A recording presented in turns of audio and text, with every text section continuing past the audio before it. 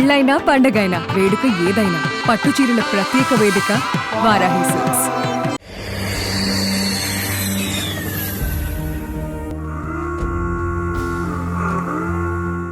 భారత పాక్ మధ్య పెరుగుతున్న ఉద్రిక్తతల నేపథ్యంలో భారత త్రివిధ దళాలు సైన్యం, వైమానిక దళం, నావికా దళం ఎల్ఓసితో పాటు వ్యూహాత్మక ప్రాంతాల్లో తమ సన్నద్ధతను మరింత బలోపేతం చేశాయి.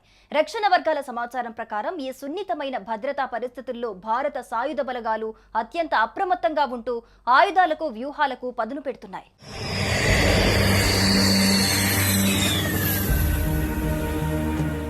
పహల్గాంలో ఉగ్రవాదులు పాల్పడ్డ దాడితో పాకిస్తాన్పై భారత సైన్యం ఎలా ప్రతీకారం తీర్చుకోనుందనే ఉత్కంఠ అందరిలో కనిపిస్తోంది. గత 10 ఏళ్లలో ఇటువంటి ఉగ్రదాడులు జరిగిన తర్వాత భారత సైన్యం ధీటుగా స్పందించింది.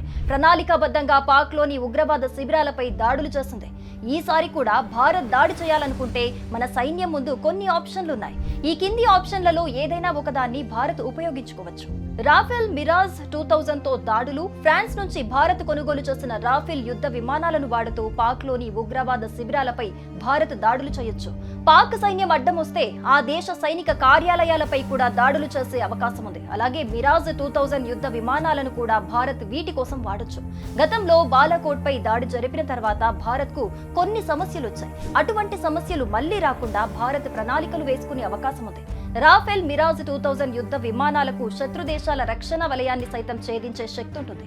అయితే ఈ రీతిలో దాడులు చేస్తే భారత్ కు అంతర్జాతీయంగా కొంత ఒత్తిడి ఎదురయ్యే ఛాన్స్ ఉంది. వీటిని ఎదుర్కొనేందుకు కూడా భారత్ రెడీగా ఉండాలి.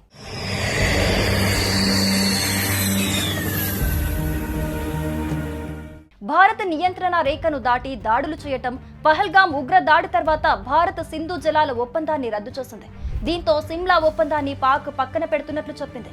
సిమ్లా ఒప్పందం ప్రకారం మూడో దేశం జోక్యం లేకుండా భారత్, పాకిస్తాన్ ద్వైపాక్షిక చర్చల ద్వారా సమస్యలను పరిష్కరించుకోవాలి. అలాగే జమ్మూ కాశ్మీర్ లో కాల్పుల విరమణ లైన్ గా నియంత్రణ రేఖను సిమ్లా ఒప్పందం కింద పునర్నిర్వచించారు.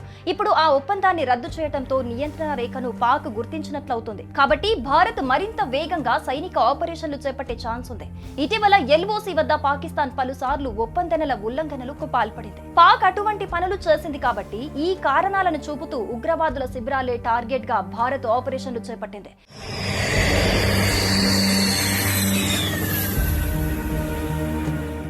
అక్కడికి చొచ్చుకొని వెళ్లి దాడులు జరపాలంటే అక్కడ ఉండే భౌగోళిక పరిస్థితులను తట్టుకొని భారత దళాలు తీవ్రంగా శ్రమించాల్సి ఉంటుంది. అంతేగాక ఇప్పటికే ఆయా ప్రాంతాల్లో పాకిస్తాన్ దళాలు సిద్ధంగా ఉన్నాయి. పాకిస్తాన్ ప్రేరేపిత ఉగ్రవాదుల భరతం పట్టడానికి భారత్ సర్జికల్ స్ట్రైక్ చేసే అవకాశం ఉంది. ఇందుకోసం ప్రణాళికలు పక్కాగా వేసుకోవాలి. భారత్ సర్జికల్ స్ట్రైక్ చేసే అవకాశం ఉండటంతో పాకిస్తాన్ ఇప్పటికే అప్రమత్తంగా ఉంది. దీంతో భారత్ గతంలో కంటే మరింత ప్రణాళికాబద్ధంగా వ్యవహరించాల్సి ఉంటుంది. రియల్ టైమ్ ఇంటెలిజెన్స్ ను బాగా వాడుకునే అవకాశం ఉంది. పాక్ లోని టార్గెట్లను ఛేదించడానికి భారత్ శతఘ్నులు, స్కైప్ గన్స్ ను భారీగా వాడే అవకాశం ఉంది. భారీ మోటార్లను సైతం ఉపయోగించవచ్చు. నియంత్రణ రేఖ వద్ద శత్రు స్థావరాలను ధ్వంసం చేయొచ్చు. అయితే పై 3 ఆప్షన్లను అమలు చేస్తే జరిగే ఇంతటి విధ్వంసాన్ని మాత్రం ఆ 4వ ఆప్షన్ సృష్టించలేదు. చీఫ్ ఆఫ్ డిఫెన్స్ స్టాఫ్ నాయకత్వంలో త్రివిధ దళాలు సమగ్ర వ్యూహంతో కలిసి పనిచేస్తున్నాయి. రా, ఎన్ఐఏ, ఐబీ, ఎన్టీఆర్ఓ వంటి ఏజెన్సీలతో సమన్వయం ద్వారా ఖచ్చితమైన నిఘా సమాచారం అందుతోంది. డిఆర్డీఓ ఉపగ్రహ చిత్రాలు నిజా సమయ నిఘా సామర్థ్యాలను పెంచుతున్నాయి. నావికా దళం, రా, కోస్ట్ గార్డ్ సముద్ర నిఘా సమాచారాన్ని పంచుకుంటున్నాయి. భారత త్రివిధ దళాల సమన్వయ సన్నద్ధత భారత్ ఏ సవాలైనా ఎదుర్కొనేందుకు పూర్తిగా సిద్ధంగా ఉందని స్పష్టం చేస్తోంది. పాకిస్తాన్ నుంచి ఏదైనా రెచ్చగొట్టే చర్య జరిగితే భారత్ దానికి ధీటుగా, గతానికంటే భయంకరంగా ఎదురుదాడికి సిద్ధంగా ఉందని నిపుణులు అంచనా వేస్తున్నారు.